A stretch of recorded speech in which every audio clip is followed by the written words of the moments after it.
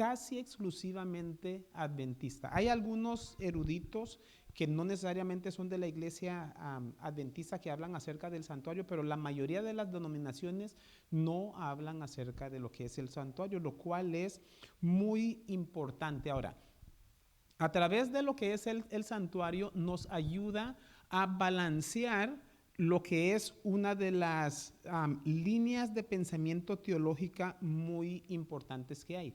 Básicamente, el mundo cristiano en general se puede dividir en dos ideologías cristianas. No sé si ustedes hayan escuchado acerca de calvinistas. ¿Han escuchado acerca de Calvino? Calvinistas. Y el otro grupo es de los armenianos. Ahora, si me puede poner el primer cuadro, por favor.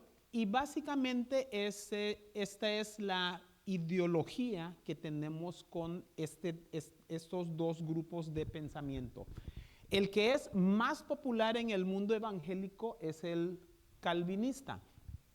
En donde, ¿ustedes han escuchado el concepto o la teología una vez salvos, siempre salvos? Viene relacionado con lo que es este concepto. ¿Y por qué tienen ese concepto? Por lo que es esa deletración que tienen de Tulip, que dice que como humanos estamos totalmente depravados, o sea, estamos en pecado. Dicen que hay una elección incondicional. Una elección incondicional, o sea, Dios escoge a usted, a usted, a usted, y usted, usted y usted. ¿Okay? De tal manera que el sacrificio de Cristo es limitado para aquellos que escogió. La gracia de Dios es irreversible, así que si le tocó de buena gracia, si Dios decidió salvarlo a él, aunque él no quiera salvarse, se va a salvar porque Dios lo escogió. Pastor, ni modos. Y aunque él quiera salvarse, si Dios no lo escogió, pues no le va a tocar.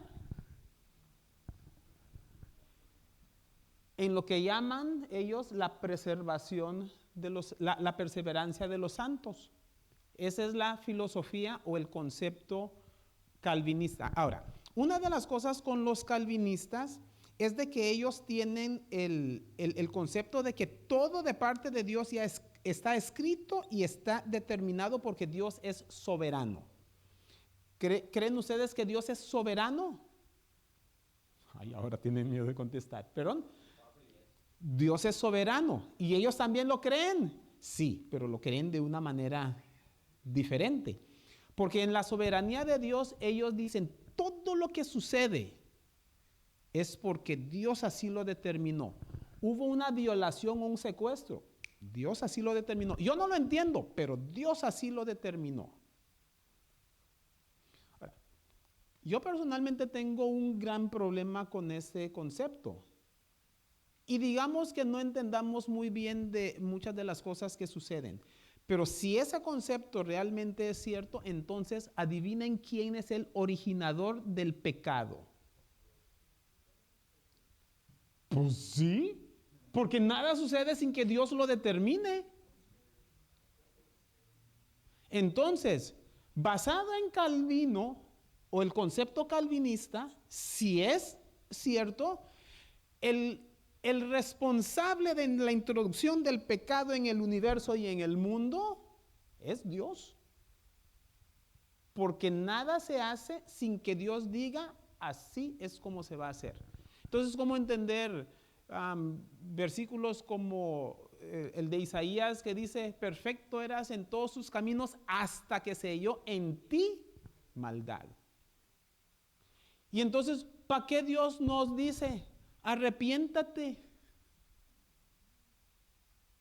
Etcétera, etcétera, etcétera. Pero también está el otro concepto que es el arminiano, en donde dice que hay una habilidad humana y un libre albedrío.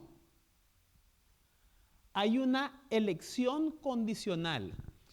Me gusta mucho a través de la escuela sabática que hemos estado estudiando recientemente. ¿Recuerdan cuando el pueblo, ya cuando cruzó el río Jordán, llegaron a este valle?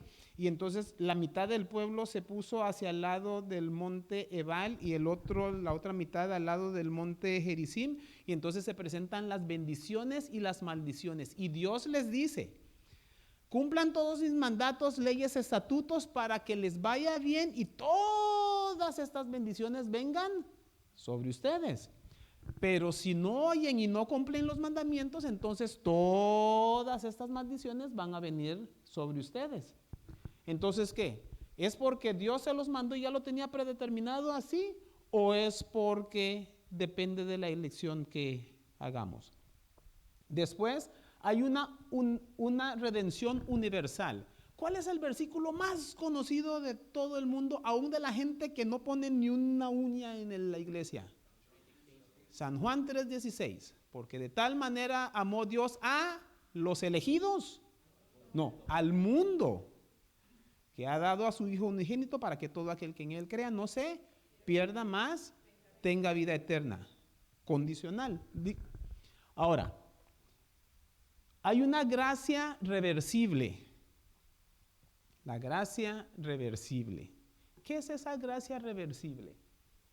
Porque aquí se cree en una gracia irreversible. O sea, si Dios lo salvó a usted y usted no quería salvarse, ni modos.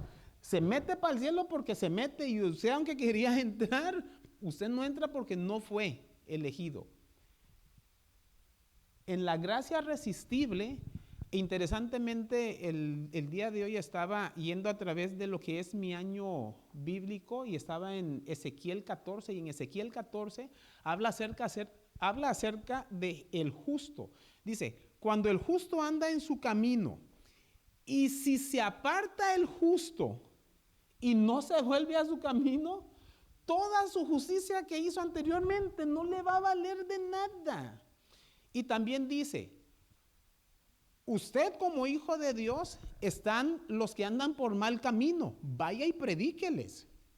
Porque si usted no les predica, ellos van a ser condenados por su mal y usted también va a sufrir por no haber ido a decirles. Ahora, si usted les va y les habla y ellos se apartan de su camino, ¿qué pasó con todo el mal que hicieron? Queda atrás y entran. Ahora, si no le hacen caso, ellos pagan por lo suyo, pero usted hizo la parte que le tocaba. Dios nos llama para que seamos atalayas. ¿Qué es un atalaya? Es uno que grita a voz en cuello para que todo el mundo se dé cuenta de que hay un peligro que viene. ¿Perdone? Ajá. Y se puede caer de la gracia. Hay personas que estaban con Dios, y el ejemplo que me voy a agarrar es de el significado de el que adora a Dios. Judas, hubo un tiempo en que él estaba en la salvación. ¿Sabían ustedes que Judas recibió el Espíritu Santo? ¿Sabían ustedes que Judas realizó milagros?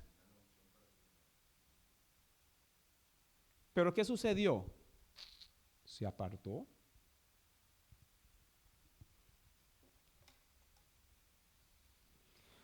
Ok, en el arminianismo se presenta lo que es el libre albedrío, y de igual manera hay una dinámica relacionada con lo que es interacción y relación. Y de eso se trata lo que es el santuario. Se le llamaba la tienda de la congregación. Una tienda es un lugar que es movible, y congregación quiere decir que hay una reunión. Y cuando hay una reunión hay interacción entre las personas que se reúnen. Y eso es una característica de lo que es el amor. Ahora, relacionado con lo que es el santuario, revisamos varias cosas relacionadas con el santuario. Si me presenta el siguiente cuadro, por favor.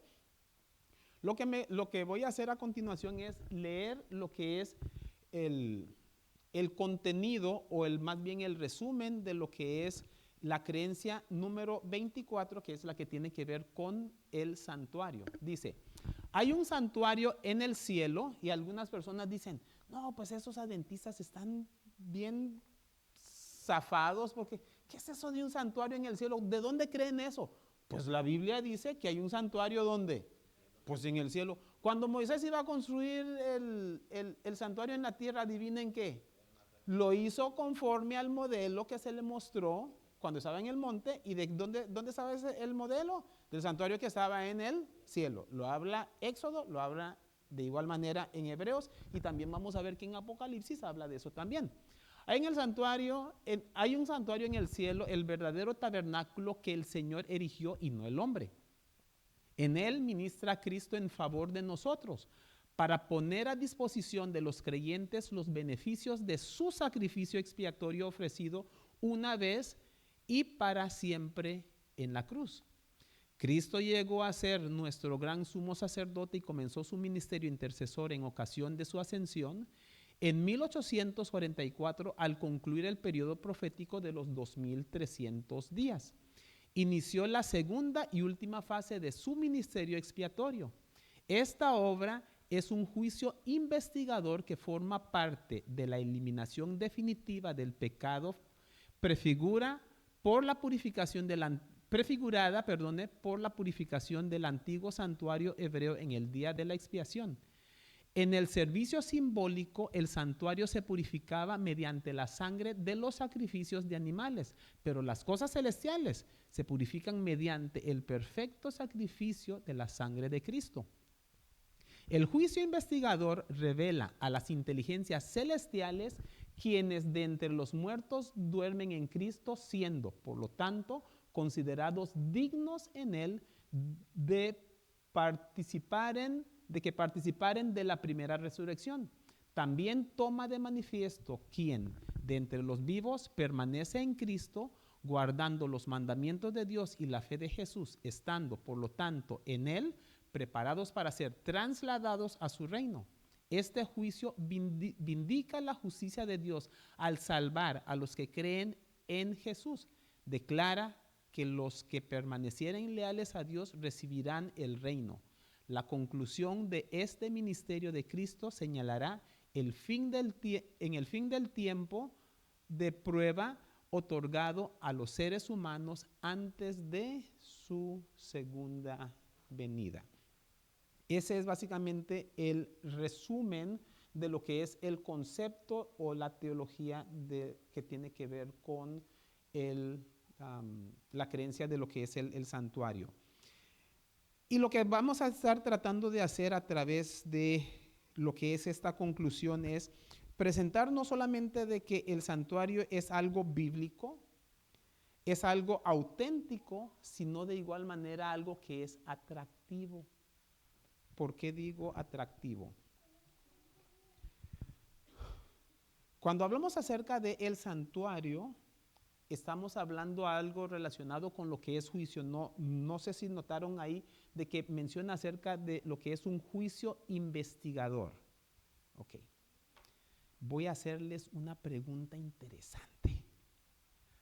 ¿A quién de ustedes le gustaría ser enjuiciado?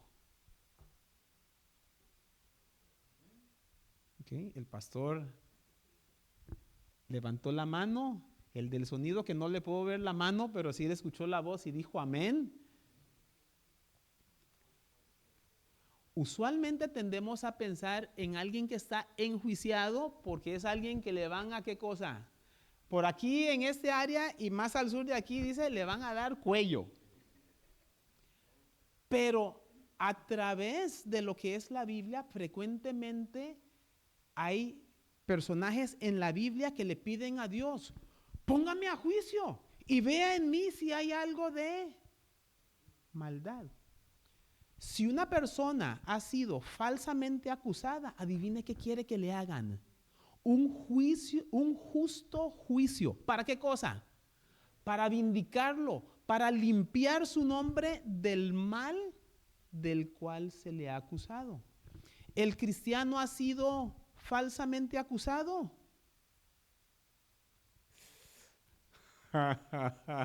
Ay. ¿Ha sido falsamente acusado el ser humano? Y no.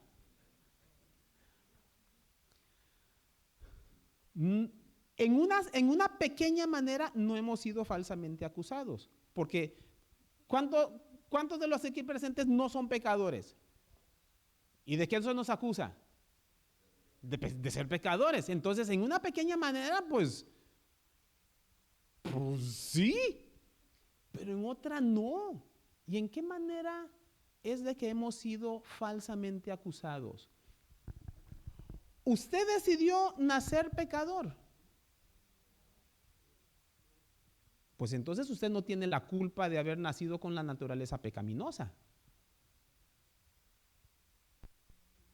Y ahí es donde, en ese sentido, hemos sido falsamente acusados. Ahora, una vez que nacimos con esa naturaleza, tenemos esa tendencia y esa predisposición. Pero muy parecido a una persona que tenga, digamos, una enfermedad terminal, esa persona no tiene ninguna culpa, por decirlo así, de haber nacido, digamos que haya nacido así, en esa condición. Ahora, hay una situación. Si hay un remedio para esa condición que la persona tiene y la persona decide, yo soy así y déjeme como estoy. Entonces, ¿sabe qué cosa? Va a sonar feo, pero muérase. O sea, es una condición terminal. Está la solución para el problema y decide no aceptarla.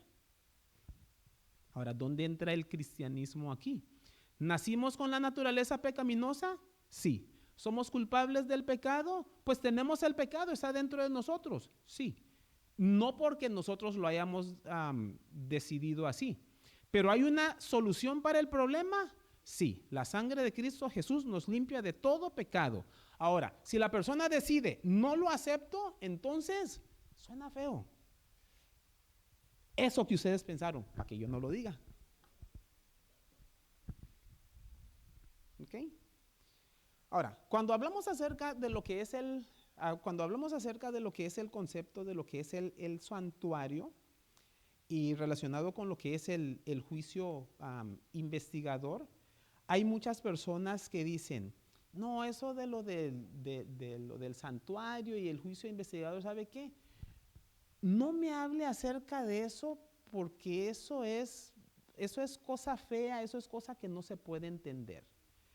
Hay muchas personas que, digamos, un cierto tipo de comida, por el área en que estamos, hablemos, digamos, acerca de los tacos. Y hay algunas personas que dicen, a mí me gustan los tacos, y hay otras personas que dicen que no les gusta para nada los tacos.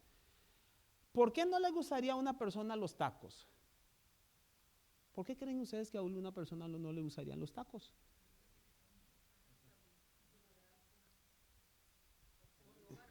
¿Perdón? ¿De dónde es? Aunque usted no lo crea, hay mexicanos también que no les gustan los tacos. Pero yo diría que lo que es la base principal depende de dónde los comió. Porque hay, como dicen por ahí, hay de tacos a tacos. Entonces, probablemente a la persona que no le gusten los tacos fue de una de esas personas que le tocó unos que no fueron preparados de la manera correcta. No sé si ustedes hayan comido alguna comida alguna vez y le dicen a alguna persona, mire, si usted ha comido alguna cosa y creía que estaba bien, véngase conmigo, lo voy a llevar a X lugar y entonces usted va a saber qué es comer tal cosa. Lo mismo sucede con el concepto de Dios. ¿Ustedes han escuchado acerca de personas que son ateos? ¿Por qué es que hay personas que son ateas? Porque el Dios que se les ha presentado es un Dios que muy probablemente usted tampoco creería en él. O sea, les presentaron un mal taco en vez de haberle presentado el verdadero taco de los tacos, o sea, el verdadero Dios. Lo mismo sucede con el santuario. La Biblia está, por ejemplo, muy saturado de lo que es conceptos relacionados con lo que es el santuario. Vamos a ver algunos versículos en los Salmos que nos presentan ese concepto. Vamos a empezar en Salmos capítulo 27, versículo 4. Salmos 27, versículo 4. Salmos 27, 4 lee de la siguiente manera. Una cosa he demandado a Jehová, y esta buscaré, que esté yo en la casa de Jehová, dice, ¿qué cosa? Todos los días de mi vida. ¿Para qué cosa? Para contemplar la hermosura de Jehová y para inquirir en su templo. A ver, ¿para qué vamos al santuario entonces? Para dos cosas. Para ver qué cosa? La hermosura de Dios, y dice para qué cosa? Inquirir. ¿Ustedes conocen qué quiere decir esa palabra inquirir? No. Inquirir es para preguntar. Inquirir es para salir de dudas. Oiga, ¿y por qué? Ta. Eso quiere decir que nosotros no sabemos, y al inquirir o al preguntar es que llegamos a tener conocimiento. Pero noten que es para que podamos contemplar o mirar la hermosura de Dios. ¿Cómo es que vamos a ver hermosura de Dios con tanta matanza y tanto sangrerío que hay en el santuario? Ok. La cosa es de que muchas veces tendemos a ver las cosas de una manera superficial, porque toda esa matanza y toda esa sangrerío tenía un significado. El problema que tenía el pueblo de Israel muchas veces es de que ellos se enfocaban básicamente otro animal más y pácate, se mató y se mató y se mató, la sangre chorrea, rociar, y hicimos toda la rutina. Pero se les olvidó qué cosa, el significado, la razón y el propósito que había detrás de todo eso. Otro versículo que vamos a ver es el Salmo 63 del 1 al 3. Salmos 63 del 1 al 3. Y dice el 63:1, Dios, Dios mío eres tú, de madrugada te buscaré, mi alma tiene sed de ti, mi carne te anhela, en tierra seca y árida donde no hay aguas, para ver tu poder y tu gloria, así como te he mirado, ¿en dónde? En el santuario, porque mejor es tu misericordia que la vida, mis labios te alabarán. ¿Qué pudo mirar en el santuario? El poder y la gloria de Dios. El último versículo que leeríamos ahí en Salmos, ahora el 73, versículos 16 y 17. 73, versículo 16 dice, cuando pensé para saber esto, fue duro trabajo para mí, hasta que entrando en el santuario de Dios, ¿qué cosa? Comprendí el fin de ellos. ¿Recuerdan el primer versículo? Era para, ¿qué cosa? Preguntar o para inquirir. Y al final, ¿qué cosa? Cuando estuvo ahí, ¿qué sucedió? Le cayó el 20. Logró entender. O sea, hay cosas que sin el santuario que probablemente podamos comenzar a llegar a tener alguna vislumbre de conocimiento, pero una vez que se entra al santuario y se logra comprender y entender lo que es el santuario, entonces realmente llegaremos a comprender esto. El santuario entonces es como si fuera, bueno, aquí en lo que tengo anotado es la palabra teatro, pero teatro ya casi no se usa mucho ahora, lo voy a contemporizar. El santuario es como una película, si va un poquito más moderno, ¿no? Una película donde los actores y las partes apuntan a Cristo. Por ejemplo, en el santuario había un sacerdote. ¿Y quién es nuestro sumo sacerdote? Cristo. Había un cordero. ¿Sí? Y el cordero es Cristo. Había un altar. ¿Sí? ¿Y el altar para qué es?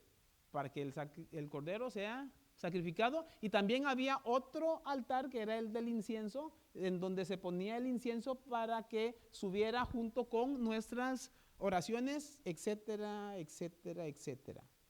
Este sistema complejo trata de explicar tres cosas. Primeramente, lo que es la naturaleza del pecado. Recuerden que el pecado es algo alejado y extraño para nosotros. Cuando Dios creó todas las cosas, Génesis 1:31 dice, y cuando fue acabado esto, y vio Dios que todo era bueno en gran manera, pero después, ya para el capítulo 3, se introduce el pecado. No fue parte de lo que es la creación. Ahora, ¿de dónde viene la naturaleza? ¿De dónde viene el pecado? ¿Cómo se puede explicar todo eso? El santuario nos ayuda a explicarlo. Uno. Número dos, la eventual erradicación del pecado. Si se acuerdan que eventualmente en el día de la expiación, después de hacer todos los procesos, el último proceso que se realizaba en ese día es de que el sacerdote agarraba y salía y el macho cabrío que no había sido sacrificado ponía sus dos manos sobre él, una persona elegida lo agarraba y se lo llevaba ¿a dónde? Al desierto, y ahí se perdía. Erradicación eventual de todos los pecados que durante todo el año se habían estado acumulando, eventualmente salen ese día. Pero la gran cosa eventualmente con lo del santuario es de que a través de ella se explica lo que es el carácter de Dios en este proceso. O sea, es el plan de salvación simbolizado en cuanto a la manera como iba a estar ocurriendo todo eso. Y el santuario tiene que ver con un personaje o una figura principal, y es Jesús. Jesús podía decir, yo soy el pan de vida. ¿Recuerdan la mesa de los panes de la propiciación? Jesús puede decir, yo soy el agua de vida. ¿Recuerdan el lavacro? Jesús puede decir, yo soy bueno, más bien, Juan el Bautista dijo, he aquí el Cordero de Dios que quita el pecado del mundo. El Cordero era como la parte central de lo que es el sistema sacrificial, porque por medio de la sangre que él derramaba, entonces es que se podía hacer lo que es la expiación, etcétera, etcétera, etcétera. ¿Y saben a quién representa el santuario? Busquemos San Juan 2, 18 al 21. San Juan capítulo 2, versículos 18 al 21, y más o menos alrededor de aquí vamos a cerrar por el día de hoy para entonces continuar en la siguiente ocasión. San Juan 2, versículo 18 al 21 dice el 18. Y los judíos respondieron y le dijeron, ¿qué señal nos muestras ya que haces esto? Es después de que Jesús había purificado el templo. Respondió Jesús y les dijo, destruid este templo y en 3 días lo levantaré. Ahora, cuando hablamos acerca del templo, recuerdan que el templo había sido construido por Salomón, fue destruido por los babilonios, pero después en los tiempos de Artajerjes él les dio oportunidad de que pudieran volver y que lo pudieran reconstruir, y eso les duró una buena cantidad de tiempo. Y en los tiempos de Herodes él le metió buen dinero para que hicieran su buena remodelación, y creo que les duró como 40 y tantos años. No era como los ingenieros y la maquinaria de ahora que en unos cuantos meses y ya. No, eso se tomaba su tiempecito. ¿Y en cuánto tiempo dijo Jesús que lo iba a hacer? Lo destruía en un día y en 3 días, ¡pa! ¿Y qué es lo que iba a reconstruir en 3 días? No, ¿qué dijo él? Sí, pues, se me está adelantando en el tema. O sea, hay algunas personas que dicen, no me predique acerca de santuario este que el otro. Usted hábleme acerca de Jesús. Pues Jesús dice, pues yo soy el templo. O sea, absolutamente todo lo que se hace en el templo, ¿a qué está apuntando? A Jesús. San Juan 5:39 dice, escudriñad esas escrituras porque a vosotros os parece que en ellas tenéis la vida eterna y ellas son las que dan testimonio de mí. O sea, todo lo que está en la escritura está apuntando a Jesús, Jesús, Jesús, Jesús, Jesús, incluyendo el santuario. Tanto así que, y este sí va a ser el último versículo o la última sección, Apocalipsis capítulo 1, versículos 12 al 16. Apocalipsis 1, 12. Después de ese escenario y la vida y resurrección y ascensión de Jesús, donde se le vuelve a ver, es aquí en Apocalipsis 1:12, donde dice, y me volví para ver la voz que hablaba conmigo y vuelto vi 7 candeleros de oro. ¿Candeleros de oro? ¿Dónde estaba eso? Ok. Y en medio de los 7 candeleros, a uno semejante al Hijo del Hombre vestido de ropas que llegaban hasta los pies, ceñido en el pecho con un cinto de oro. ¿Quién tenía un cinto de oro? Ok. Su cabeza y sus cabellos eran blancos como blanca lana, como nieve, sus ojos y como llama de fuego, y sus pies semejantes a bronce bruñido, refulgente como un horno, y su voz como estruendo de muchas aguas. Tenía a su diestra 7 estrellas, y en su boca salía una espada aguda de 2 filos, y su rostro era como el sol cuando resplandece en su fuerza. Cuando Dios se presentaba, ¿recuerdan entre los querubines sobre el propiciatorio cómo era esa presencia? Archi súper resplandeciente, tanto así que cuando Moisés se presentaba allí, y recuerdan cuando salía, ¿qué tenía que hacer con su rostro? Cubrírselo. ¿Por qué? Porque a la gente de afuera como que... Y eso que estaba reflejándose de Moisés, o sea, eso es un reflejo. El reflejo es alguito. ¿Qué tal la fuente principal? Que viene de Dios mismo. El santuario. ¿Qué tan importante es el santuario? Sigamos con la conclusión porque pues eventualmente tenemos que terminar. ¿Cuándo? ¿Quién sabe? Sigan en sintonía. Les vamos a invitar para que, colocados en pie, podamos concluir esta sección con una palabra de oración. Oremos. Amantísimo Padre que estás en los cielos, gracias le damos, Señor, porque a través de su palabra podemos ver no solamente el plan que tiene para nosotros, sino que podemos ver realmente quién es usted. Gracias le damos por su mensaje, gracias le damos por la libertad que nos da. Le pedimos que siempre podamos escoger aquello que es de acuerdo con usted y su voluntad.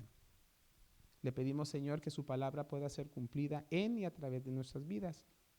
Ayúdenos a ser no solamente oidores, sino hacedores de su palabra. Que podamos ser, Señor, un sacrificio vivo, puro, santo y agradable delante de usted. Que sus obras puedan cumplirse en nuestras vidas y que podamos servir y ser de testimonio.